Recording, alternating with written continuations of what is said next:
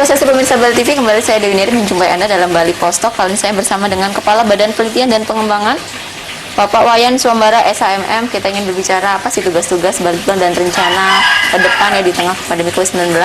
Mari langsung saja kita sapa Pak Wayan Swambara. Om Swastiastu Pak. Om Swastiastu. Bagaimana Pak kabar? Sehat? Baik, sehat. Harus selalu sehat ya Pak ya? Harus selalu sehat.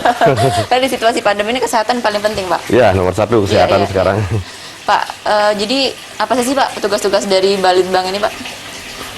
Ya, jadi tugas pokok Badan Litbang itu sesuai dengan ketentuan yang berlaku, Peraturan Menteri Dalam Negeri, adalah membantu kepala daerah di dalam rangka merumuskan, mengevaluasi kebijakan, melakukan penelitian, pengembangan, terapan yang berkaitan dengan perumusan kebijakan Pemda dan dalam rangka meningkatkan kesejahteraan masyarakat itu. Secara inti itu tugas pokok Badan Litbang. Intinya penelitian dan pengembangan itu tadi ya Pak ya. Kemudian Pak, tugas-tugas yang di tengah pandemi ini yang sedang dilakukan atau yang sedang dikerjakan di tengah pandemi ini dari Balitbang apa Pak?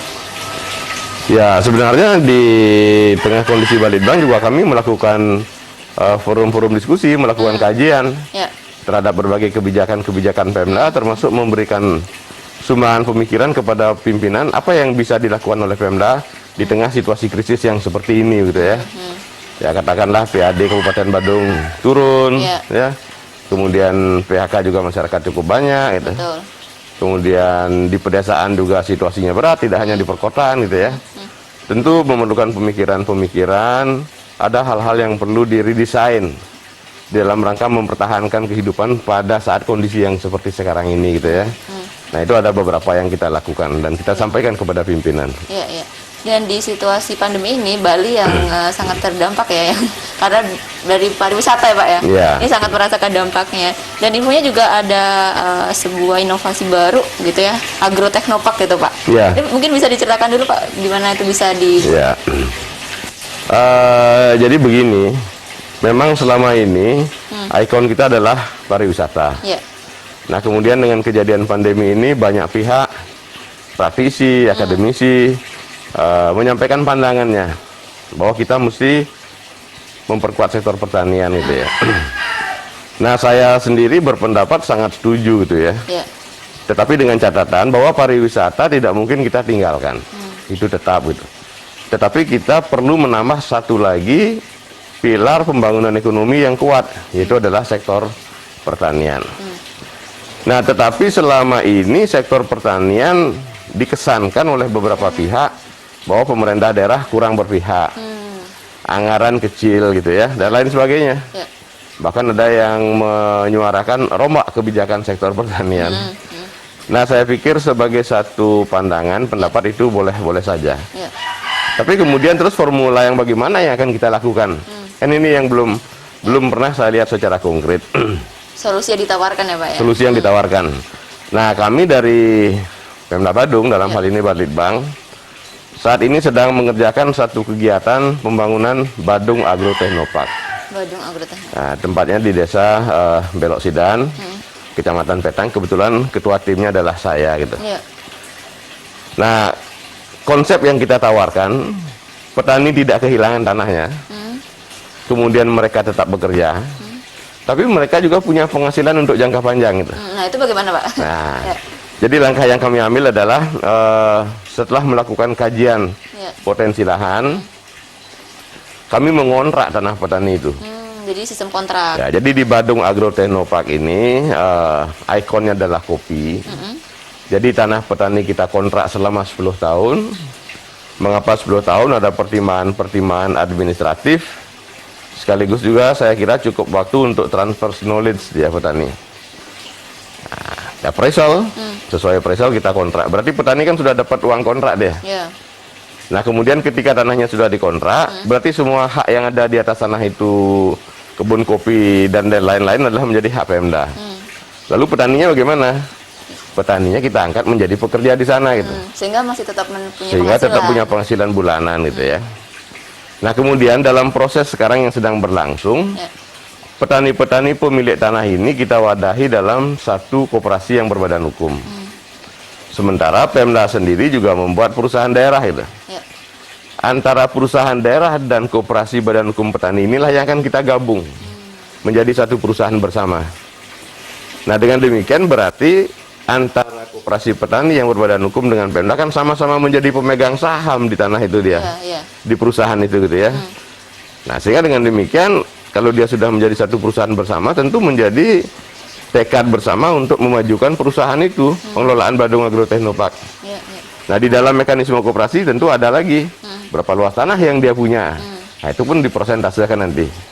Nah, sehingga dengan demikian prinsipnya petani sejahtera, tanahnya tidak hilang, hasil bulanan dia dapat, untuk jangka panjang dia tetap mendapat penghasilan di perusahaan itu. Kan tidak mungkin juga dia akan jadi pekerja terus kan. Nah, dan saya optimis.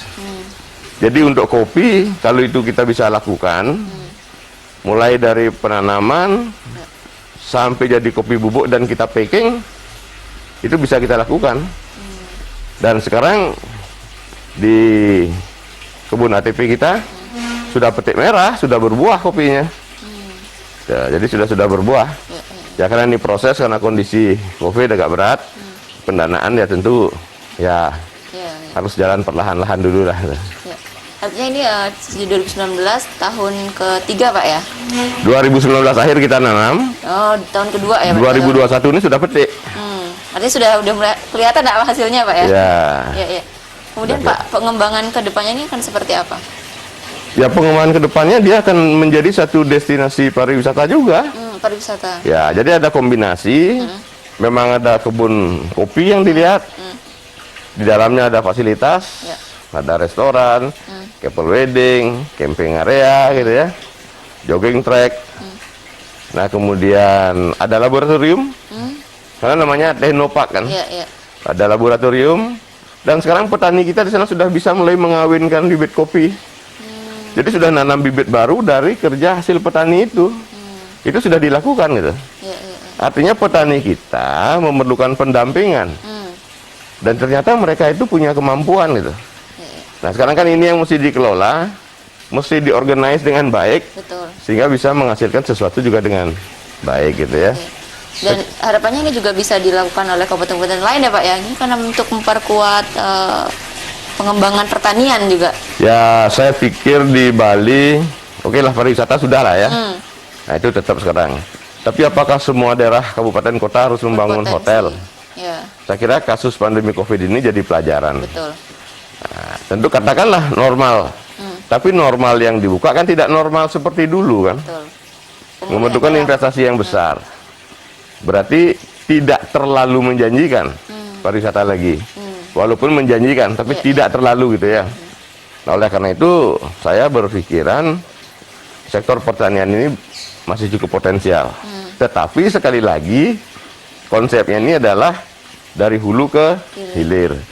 Kedua, kalau mau memperkuat pertanian saat ini, jangan diserahkan kepada petani penuh. Pemerintah harus ikut menjadi pelaku. Saya mohon maaf, dengan pengalaman 7,5 tahun menjadi kepala Bapeda Badung, anggaran sektor pertanian itu besar di Badung. Besar ya Pak? Bibit, benih, pupuk, pendampingan, ada PPL, cukup banyak. Tapi mohon maaf, belum ada satu ikon komoditas yang betul-betul nampak begitu ya. Yang terlihat ya Pak. Nah, oleh karena itu saya tawarkan konsep kalau bisa petani masuk di dalam pemerintah masuk di dalamnya itu.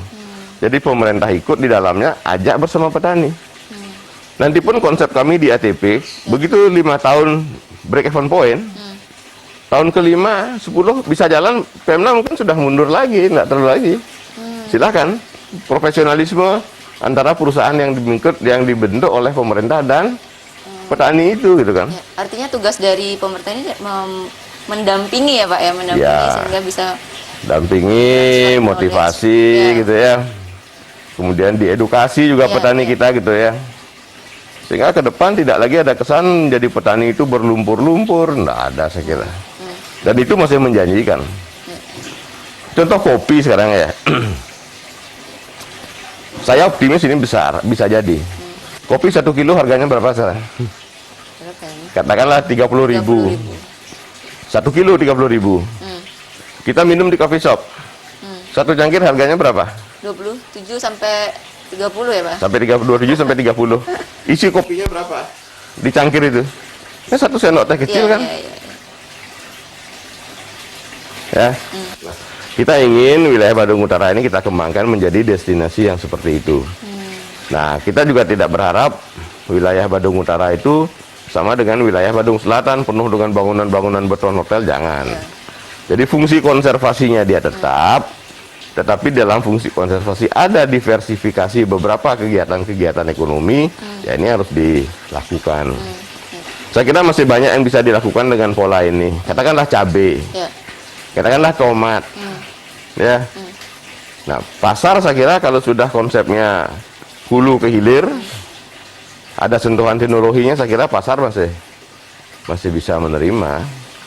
Nah, buktinya aja sekarang makanan orang tidak ke restoran, pakai online, Gojek juga bisa kan. Iya. Nah, oleh karena itu sepakat pertanian harus diperkuat, tapi ada konsep konkret yang dilakukan oleh pemerintah. Dan pemerintah harus menjadi pelaku di dalamnya. Tidak hanya memberikan itu lepas hilang deh.